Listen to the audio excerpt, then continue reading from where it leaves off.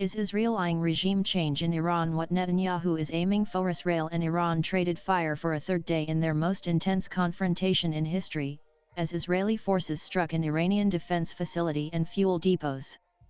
Israeli attacks have killed at least 80 people, while Iran responded with a missile barrage that has resulted in 13 casualties so far. Israel's offensive goes beyond thwarting Iran's nuclear capabilities. Israeli Prime Minister Benjamin Netanyahu is also hoping for a regime change in Tehran by fueling unrest against the Islamic Republic and the Supreme Leader Ayatollah Ali Khamenei. A lot of Iranians are frustrated with the state of the economy, restrictions on freedom of speech, women's rights, and minority rights, most evident when protests broke out over the 22-year-old Mahsa Amini's death in 2022 for not wearing a hijab correctly. Follow live updates. Iran. Israel's attack is posing a real threat to Iran's leadership, as it seeks to start a chain reaction leading to widespread unrest, which could eventually topple Khomeini's control, according to BBC.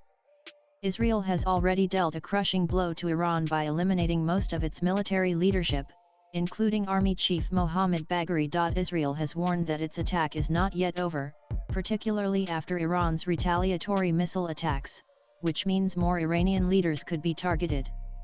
A top Israeli official even said the assassination of Iran's top leader is not off limits.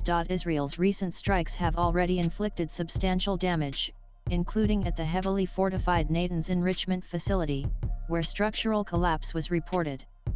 Several nuclear scientists were killed, setting back Iran's nuclear ambitions by months or years. Nanan. Before direct confrontation with its archenemy, Israel has successively weakened Iran by attacking its proxies since the Hamas-led October 7, 2023, attacks.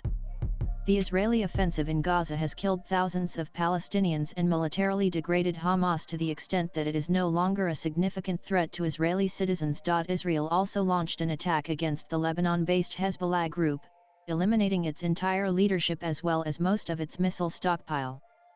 Hamas and Hezbollah were part of Iran's so-called axis of resistance, so their defeat was a big blow to Iran's influence in the Middle East. Iran's crucial ally in Syria, Bashar al-Assad, was ousted in a rebel offensive, ending decades of close ties between the two countries.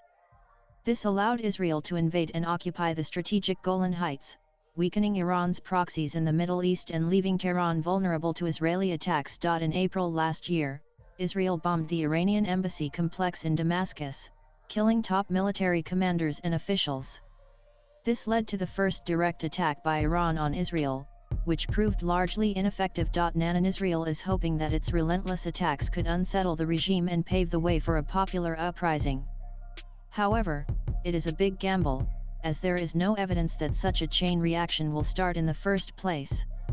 Hardline Islamic clerics and some other unelected bodies already control Iran's economy and military forces. Another possible outcome could be regime collapse followed by Iran's descent into chaos, as per BBC, which will have a massive impact across the Middle East.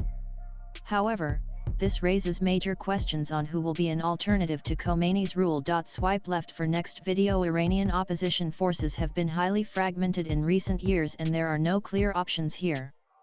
While some opposition groups tried to build a coalition of anti-Islamic Republic groups, it did not last long due to the differences in their views over the leadership.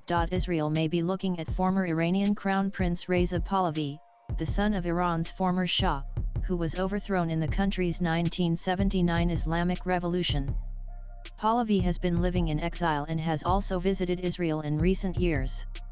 There's also the Mujahideen Khalq, an exiled opposition group that backs the overthrow of the Islamic Republic and supported Saddam Hussein during the war against Iran. Latest blogs.